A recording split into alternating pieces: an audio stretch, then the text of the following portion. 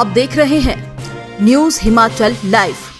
उद्योग, श्रम एवं रोजगार तथा संसदीय मामले मंत्री हर्षवर्धन चौहान ने अपने सिरमौर प्रवास कार्यक्रम के दौरान शिलाई विधानसभा क्षेत्र में राजकीय वरिष्ठ माध्यमिक पाठशाला जखांडो में 43 लाख की लागत से निर्मित होने वाले अतिरिक्त भवन की आधारशिला रखी।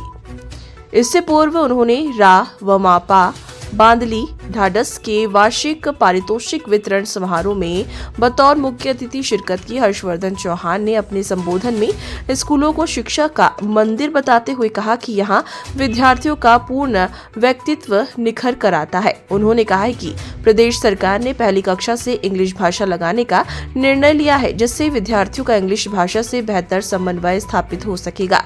उन्होंने कहा है कि विद्यार्थियों को शिक्षा के लिए एक दिन की मेहनत नहीं बल्कि कड़ी मेहनत की आवश्यकता होती है। उन्होंने विद्यार्थियों से आह्वान किया कि यदि उन्हें जीवन में आगे बढ़ना है तो अपने आप को नशे की बुराई से दूर रखना होगा। जो है बहुत पहले से मेरे पिताजी और बहुत सारे हमारे लोग जो इस क्षेत्र के लोग रहे हैं, उन्होंने समय समय पर इसको बहुत उठाया है। हमारे जेलदार प्रताप सिंह तोमर जी जो हमारे जिला सिरमौर हाटी कल्याण समिति के बहुत लंबे अरसे तक अध्यक्ष रहे हैं, उनका भी बड़ा योगदान रहा। मैंने इस मुद्दे को हिमाचल विधानसभा में 2 बार हिमाचल विधानसभा से पास कराया।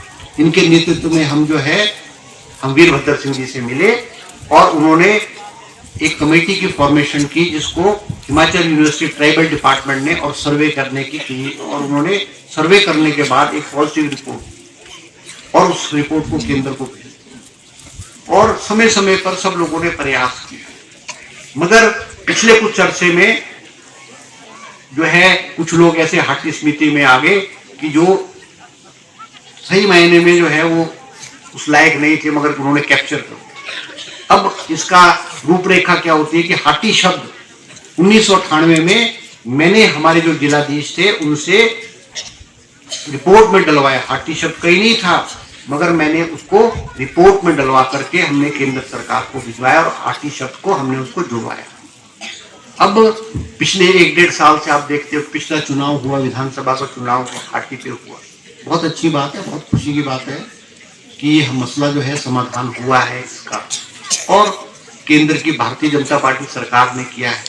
और आप देखो कि जब पिछले साल 2022 में 14 सितंबर को जो मंत्रिमंडल है, केंद्र का मंत्रिमंडल है, उसने उसको पास करके कैबिनेट ने पास किया।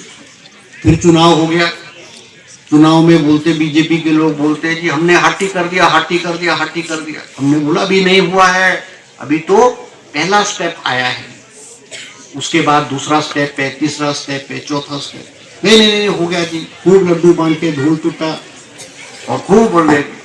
चुनाव हो गया, बहुत सारे लोगों ने सिलाई की जनता ने जनादेश दे दिया और बहुत सारे लोगों ने हाटी के नाम पे भारतीय जनता पार्टी को वोट दे दिया। कैबिनेट के पास, मंत्रिमंडल के पास होने के बाद दिसंबर 2022 में जो है उस बिल को लोकसभा में पेश कर दिया जाता है और लोकसभा से उसको पास करा दिया जाता है। ऐसे ऐसे 5 बिल थे जो हिंदुस्तान के अलग अलग क्षेत्रों के ट्राइबल एरिया होने थे। उनमें से 3 बिल तो लोकसभा से भी पास हो गए और राज्यसभा से भी पास हो गए, और हिमाचल और छत्तीसगढ़ का जो बिल था वो लोकसभा से पास हुआ, राज्यसभा से पास नहीं हुआ। अब क्यों नहीं हुआ हमें नहीं पता है, तो इनको पता होगा। और अमूमन ऐसा होता है कि जब भी कोई बिल पास होता है, जैसे आपने पढ़ा होगा ना, पॉलिटिकल साइंस में पढ़ा है बच्चों, है ना, पार्लियामेंट के कितने हाउस हैं? 2। एक है अपर हाउस, कौन सा होता है? राज्यसभा, है ना, और लोअर हाउस होगा लोकसभा। तो क्या होता है कि वो बिल को दोनों हाउस से पास कराते हैं, फिर राष्ट्रपति को भेजते। तो दिसंबर में लोकसभा से पास हो गया, राज्यसभा से पास नहीं हुआ। फिर बजट सेशन आ गया 2023 का मार्च में, फिर भी बिल नहीं पास हुआ। और उसके बाद आकर के अगस्त महीने में उस बिल को राज्यसभा ने पास किया और राष्ट्रपति को उसकी स्वीकृति के लिए भेज दिया, और राष्ट्रपति ने स्वीकृति प्रदान करने के बाद उस बिल को हिमाचल प्रदेश की सरकार को लागू करने के लिए भेज दिया। अब जब हिमाचल सरकार के पास वो बिल आया तो हिमाचल सरकार, कोई सी सरकार, ऐसे जो बिल होते हैं उनको लॉ विभाग को देती है कि उसमें अध्ययन करे कि इसको किस तरह से लागू किया जाए। जब वो लॉ डिपार्टमेंट को बिल गया तो उसमें बिल में हमारे लॉ डिपार्टमेंट ने कहा कि जो पार्लियामेंट में बिल पेश किया गया है और राष्ट्रपति ने जो स्वीकृति प्रदान की है उसमें फर्क है। उसमें फर्क क्या था कि बिल में लिखा था कि ट्रांसगिरी क्षेत्र के सभी लोग हाटी हैं, केवल एससी जाति को छोड़कर, एससी जाति को छोड़ करके सबको एसटी या हाटी बना दिया। मगर जो राष्ट्रपति से अधिसूचना आई उसमें लिख दिया कि ट्रांसगिरी क्षेत्र के सारे लोग जो हैं वो एसटी बन गए, हाटी बन गए। मगर उनमें विभिन्नता थी, दोनों में विभिन्नता ना, समझे बच्चे तुम, है ना। बिल अलग है और नोटिफिकेशन अलग है, तो उनमें फर्क था। तो हिमाचल सरकार ने फिर केंद्र सरकार को जवाब पूछा कि भाई आप इसमें स्पष्टीकरण दे, हमको क्या करना है। मगर 3 महीने तक जो है वो केंद्र सरकार ने स्पष्टीकरण नहीं दिया। मगर उस 3 महीने के बीच में क्या होता है कि हमारे हाटी समिति और भारतीय जनता पार्टी के लोग खूब मेरा रोना रोकते हैं। अरे हर चौहान ने रोक दिया, हर चौहान ने ऐसा करा दिया, हर चौहान ने डिले करा दिया, हर चौहान ने नहीं चाहता, हर चौहान हाटी विरोधी है, हर चौहान ट्रांसगिरी विरोधी है। सुने थे ना बच्चों, आपने भी सुना होगा ना, सुना ना। हाँ देखो फिर अब क्या होता है, इन्होंने अपनी भड़ास निकाल दी खूब। अब हाटी उठी से तो नहीं लेना था, पर इनको चुनाव की टीस थी। अब 1 साल तक जो टीस थी वो दर्द थी, वो दिल में गुबार अंदर से तो भागना तो मिल नहीं रहा था। बहुत अच्छी तरीके से हो रहा है, क्योंकि स्कूल में जो बच्चे आते हैं, आप जो बच्चे आ रहे हो वो आप केवल पढ़ने नहीं आ रहे हो, मगर बच्चों का जो विकास है वो मानसिक विकास भी हो, शारीरिक विकास भी हो, और एक वो कंप्लीट नागरिक, कंप्लीट पर्सनैलिटी जो है वो बने। अभी मुझे खुशी हुई कि अभी हमारी जो छात्राएं हैं उन्होंने बहुत अच्छा डांस का आयोजन, क्योंकि आज के समय में नाचना भी बहुत महत्वपूर्ण है, खेलना भी बहुत महत्वपूर्ण है, पढ़ना भी बहुत महत्वपूर्ण है, भाषण देना भी बहुत महत्वपूर्ण है। आप जब ये सब चीजें करोगे और जब आप मंच पे आओगे, मंच पे आकर के जब आप अपनी बात को रखोगे तो आप में अपना एक कॉन्फिडेंस लेवल जो है बहुत बढ़ता है। अभी मैं देख रहा था कि 6ठी क्लास के बच्चे जो काला चश्मे वाला गाना गा रहे थे, बहुत अच्छी बात है। अब स्कूल में पढ़ना ही सब कुछ नहीं है। अब आप देखो कि मैं कल देख रहा था कि हमारे से हो रहा था, उनका मुकाबला मध्य प्रदेश से हो रहा था, और हमारे सिलाई जो आज हमारे इस क्षेत्र का और हिमाचल प्रदेश का जो है नाम जो है वो रोशन कर रहे हैं। और जब मैंने देखा कि हमारे यहाँ की जो लड़कियां हैं वो बहुत मजबूत थी, और उनका जो कॉन्फिडेंस लेवल और उनका जो है, उन्होंने पहले केरला को भी हराया, उन्होंने मध्य प्रदेश को भी हराया, और हमारी हिमाचल प्रदेश की महिला की जो है कबड्डी की टीम है वो राष्ट्रीय चैंपियन रही है, जिसमें हमारे सिलाई चुनाव क्षेत्र की जो है वो मेरे ख्याल 5 ही लड़के हैं। तो ये बहुत अच्छी बात और बहुत फख्र की जो है ये बात है। मैंने तो देखो कई स्कूलों के मैंने फंक्शन देखे हैं, एनुअल प्राइज फंक्शन मैंने बहुत सारे स्कूलों के। अब हमारे जो सिलाई है, जो सबसे बड़ा स्कूल है, वहाँ का फंक्शन भी देखा। मगर मैं आपको ये कह सकता हूँ कि आपका जो आयोजन है बहुत अच्छा और बहुत बेहतरीन है। इसलिए भी है कि आज मैं फेसबुक पे देखता हूँ, आजकल तो ना सारे बच्चे, तुम सब देखते हो ना फेसबुक, व्हाट्सएप, मोबाइल तो सारे घुमाते हो अपने माँ बाप का। तो मैं आजकल क्या देखता हूँ कि उसमें सारा हमारे जो है, मान लो हमारे पहाड़ी नाच गाने करते हैं, वो पहुंचाने के लिए जो प्रोफेसर जो करते हैं, जो शिक्षक होते हैं ना, ये जो स्कूल है, ये स्कूल नहीं है, ये केवल स्कूल नहीं है, ये क्या है, ये शिक्षा का मंदिर है। और इस मंदिर में आपके भगवान कौन है? जैसे मंदिर में ना, हर घर में मंदिर है, तो मंदिर में हर घर मंदिर में फोटो लगी हुई है, भगवान की फोटो लगी है, हम भगवान को हाथ जोड़ते हैं, भगवान से मांगते हैं। तो जो स्कूल है, स्कूल में भगवान कौन है?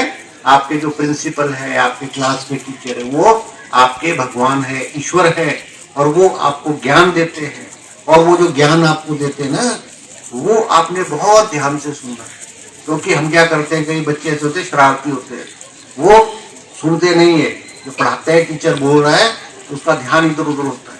मगर जो ये चीजें हमारे शिक्षक हमको बोलते हैं, वो आपके दिमाग में सारी उम्र रहेगी, अगर आप उस बात को बहुत ध्यान से सुनो। मैंने खुद देखा कि बहुत सारी बातें जो मैंने स्कूल में मुझे मास्टर ने, टीचर ने पढ़ाई थी, वो हमारे जब हम सुनते हैं ध्यान से, तो हमारे दिमाग में वो फीड हो जाती है। जैसे मोबाइल में है ना, मोबाइल में कोई फोटो होती है, कोई चीज होती है, तुम सेव करते हो ना उसको, है ना, सेव का बटन दबाओगे, सेव हो गई कि मोबाइल में। तो जब दिल करेगा तो देखने का दिल करेगा, फिर तुम उसको दोबारा से देख लोगे कि वो कहाँ सेव वाली गैलरी से निकाल लोगे तुम उसको। तो इसी तरह से जो ज्ञान है, नॉलेज है ना, वो तुम्हारे दिमाग के अंदर जो है वो सेव हो जाती है। अब वो जरूरत जब पड़ेगी, चाहे वो 5 साल पड़ेगी, चाहे 10 साल के बाद या 15 साल के बाद पड़ेगी, जब आपने ध्यान से सुना होगा, किसी भी विषय को ध्यान से समझा होगा, सुना होगा, तो आप उसको दोबारा से, जब आपको कभी कंपटीशन होगा, कोई आप टेस्ट दोगे, तो वो दोबारा से वो आपके दिमाग में अगर होगी तो आपको याद आ जाएगा, हाँ जी ये मेरे को गुरु जी ने बताई थी और ये है। तो आप उस क्वेश्चन को सही ढंग से भी आंसर कर सकते। देखो मेरी बेटी थी, वो पढ़ती थी स्कूल में, क्लास में। अभी हमारे इंटरव्यू हो रहे हैं, 1 रक्षक के इंटरव्यू हो रहे हैं। उसमें क्या कंडीशन है, इस 100 में से 75 नंबर की काउंटिंग होगी, जो +2 में उसके कितने नंबर आए। अब मान लो किसी के 100 में से 90% होंगे और एक के 100 में से 50% होंगे, तो जो 90% वाला है वो खुद सिलेक्ट हो गया, उसको किसी सिफारिश की जरूरत नहीं है। क्योंकि जिस बच्चे ने +2 में मेहनत करके जो नंबर लिए हैं, वो उसको सारी उम्र काम आएंगे। तो इसलिए अच्छे नंबर लेना भी जो है वो बहुत जरूरी होता है। और ऐसा भी नहीं होता है कि जो 80% 90% वाला बच्चा होगा वही जीवन में कामयाब होगा, ऐसा भी नहीं होता है। मगर आपको मेहनत जो है, मेहनत करनी बहुत जरूरी है। कहते हैं ना कि भाई 50% मेहनत चाहिए होती है और 50% क्या चाहिए होती है, किस्मत चाहिए होती है। वो दोनों चीजों का जब मिश्रण होगा तो आप जीवन में कामयाब होंगे। आज हमारा जो सिलाई क्षेत्र है, वहां पे बहुत कामयाब बच्चे, क्षेत्र के बच्चों ने हमारे क्षेत्र का नाम जो है वो आगे बढ़ाया।